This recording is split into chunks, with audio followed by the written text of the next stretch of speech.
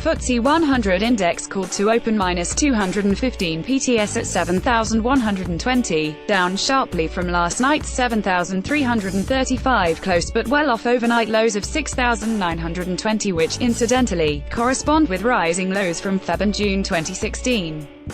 Bulls hope the 220 PT overnight bounce can challenge last night's breakdown.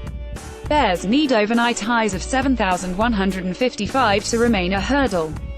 Watch levels: bullish 7,150, bearish 7,075. Calls for a negative start derived from Wall Street's biggest fall in history overnight, extending yesterday's second day of weakness, and Asia reacting to the downside overnight. This has taken major indices over 10% from their highs to overnight lows, equating to a correction, not yet a bear market, minus 20%. Whilst the roots and drivers are sure to be discussed for days, it looks to emanate from a perfect storm of reasons, including, but not restricted to, a strong 2017 rally extending into January, low volatility, low interest rates, over-optimism and complacency, over-leverage and financial engineering, all coming to a head as investors react to the possibility of higher, faster interest rates rises, with bond yields creeping higher to jeopardize the current market situation. Note the US dollar off its worst levels, helping offset recent GBP and EUR strength, which has helped their respective national flagship equity indices, FTSE, DAX, up off their overnight lows. That said, with energy and financials under so much pressure overnight, both sectors and the indices may be impacted heavily given their importance. Base metals and their miners may also smart at the USD's strength rather than GBP weakness. Corporate news this morning: BP Q4 underlying profits on a replacement cost basis beat expectations, maintains dividend. Hargreaves Lansdown H1 pre-tax profits rise, AUM 9%, ups dividend, appoints new chair. EasyJet Jan passengers 8.7% year-on-year, load factor 220 bits per second. Ocado revenues 12.7% but EBITDA 4.5%, debt rises. Babcock highlights continuing tough trading conditions in offshore oil. U.S. equity markets plunged yesterday, the Dow Jones down almost 1,600 PTS and triggering circuit breakers, before closing 4.6% in the red, erasing all of 2018's year-to-date gains.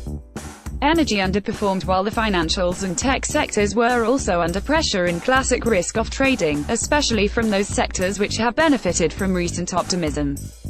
Gold has taken another leg higher, although less than might be expected given the equity market rout as the USD climbed amid a preference for the world's reserve currency. Having broken above $1,342, and successfully testing it for support overnight, could this be a bullish flag for the yellow metals, worth another $10, back to Feb highs?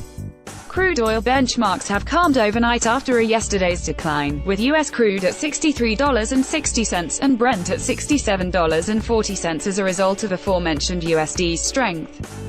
The question now is whether this is consolidation before another leg down, or bottoming out and preparing for a bounce. In focus today will be continued lively debate about the roots and drivers of what is now a two-day, might it become three, global stock market correction which has shaken investors further from a slumber of complacency.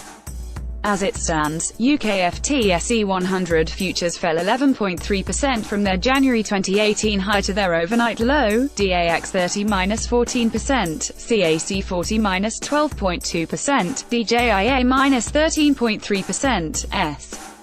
In terms of data today, we have a distinct lack of Tier 1 updates, meaning investors will have to make do with the likes of German PMI construction, 8:30 am, followed by UK new car registrations, 9 am, and Eurozone retail PMI, 9:10 am, this morning, and then the US trade balance, 1:30 pm, and JOLTS job openings, 3 pm, this afternoon, both forecast largely flat.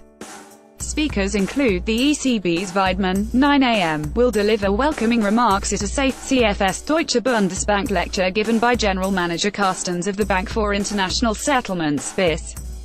The Fed's Bullet, 1:50 p.m., presents on U.S. economy and monetary policy at the Gatton College of Business and Economics Outlook Conference with Audience Q. The ECB's Costa, 6 p.m., is also scheduled to talk this evening.